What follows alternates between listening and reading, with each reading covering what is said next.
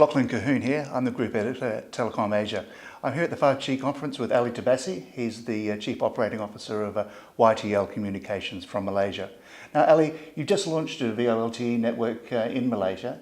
How has that changed your business and your offering to your customers? We are a very young company. We launched our 4G network in 2010, in November of 2010, with another 4G network first. We started offering both voice and data, voice over WiMAX, and also WiMAX was our data that we have chose, because that was the only 4G broadband network available at that time, technology available at that time. So June of this year, we went ahead and overlay LTE over everything that we had already, and now we have a nationwide LTE. As part of having a nationwide network, our customers are able to use both voice and data services that we are offering for them. So VoLTE is another service that the customers are wanting to have. Is one of those minimum requirement that it is for them, and because they are having smartphones, mainly they are using it for data applications, but when the call comes, they want to answer that too. So how did it change? We just added more capability for us to offer additional services with the cooler devices, smartphones and stuff, that it comes out every 6 months. So you can currently cover about 85% of the Malaysian population. How's the new network going to help rural Malaysia? Well, again, that's a very good question you're asking. If you look at Malaysia, because of the over 85% of the population that we are covering, we are delivering a much better network and much better data network to our customers, especially in the rural areas when they are still doing 2Gs and 3Gs. They're dealing with the feature phones, not even smartphones, correct? This gives them an ability to come and be able to touch a more modernized technologies network, and also new services. So it will help them to have a better, clear call when they are calling their loved ones, when they are not in their own kampong or their village, and they are calling other places within the Malaysia and also outside of the Malaysia. So it will help them improve their lives because of the penetration of the internet that we are providing to them, and data services, as well as the voice services. What challenges did you face in launching the network, including things around device compatibility, for example? As more and more chipsets are available on the LTE side, but initially some of the chipset manufacturers were focusing only on the data side of it. Why? Because there are a lot of existing operators that they have a 2G, 3G networks, and they are only rolling out LTE as a data augmentation of their 2G, 3G networks, and not in a broad scale either.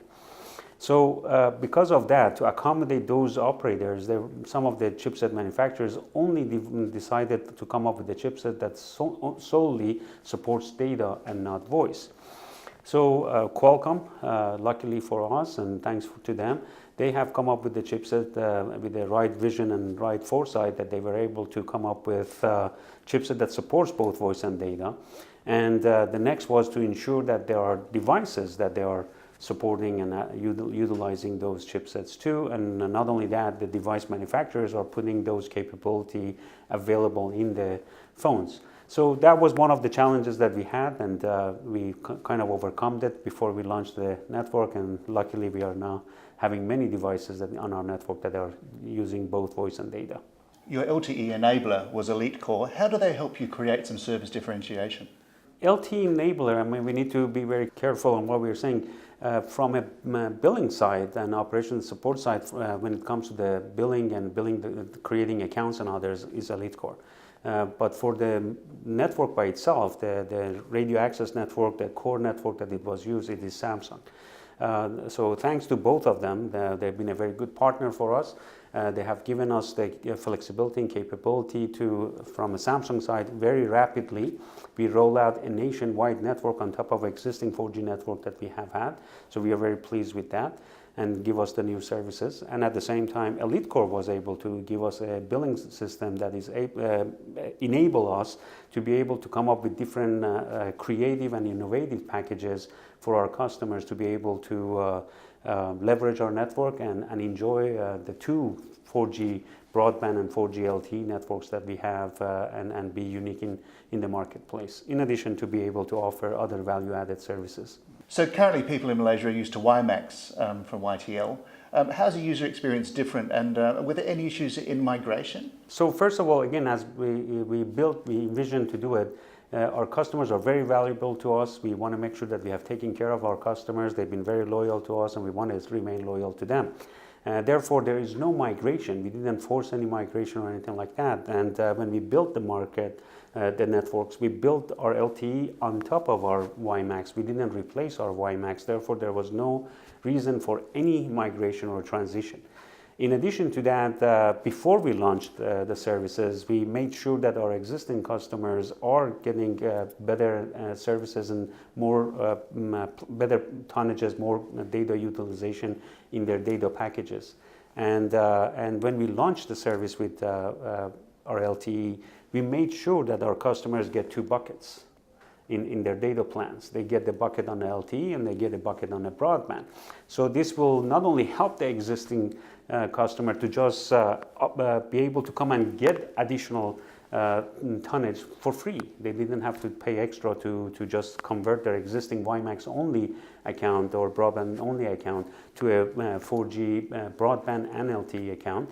They just get a SIM card. Now the SIM card is available for them. They can use the data on the broadband network and on the LTE network and have an unlimited on-net voice and SMS for free.